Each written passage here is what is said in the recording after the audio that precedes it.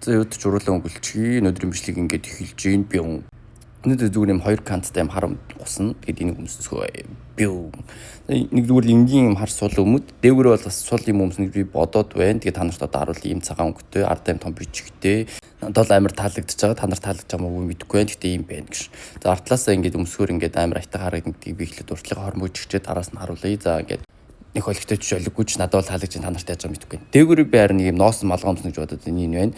За тэгээд энийг өмсөрт яг тэгээд өсмөн жоохон болохгүй байгаа дээ. Би энэ үсээ нуугаад нэг юм айтайхан болгоод тэжгүй байгаастай.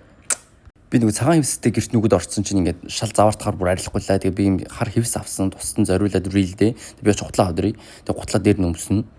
За өдөрсөн. За ийм хоёр сонголт байна өнөөдөр миний зүгээр лукн дээр.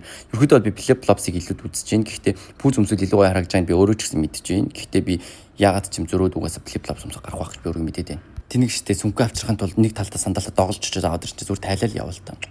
Тэнийг ирв. Энэ хоёр гутыг цааш хураач төгөл бүр нүдэн тэглээд лээ. Энэ цүнхүү бол харуулах болоог байсаа харуулсан өнгөрсөн дотор нь би та нарт гоё юм бодож шууд үзүүлээ чихвч. Сүүлийн үед би энэ уцтай чихвчэнд бүр дурлаад тэгээд энийг амар их зүүж байгаа цэнэглэхгүй амар надад бүр амар. Яаж илүү загварлах харагдаад байна. Тэгэд өнөөдөр би нэг юм хүү луктэй гарна гэж бодож ин ингээд надад бол амар таалагдчихжээ. Та нарт таалагдсан гэж найдаж байна. Хэрвээ таалагдсан бол лайк дарахаа битгий мартаарай. Дараагийн бичлэгээр эргээд уулзцгаая. Бай бай.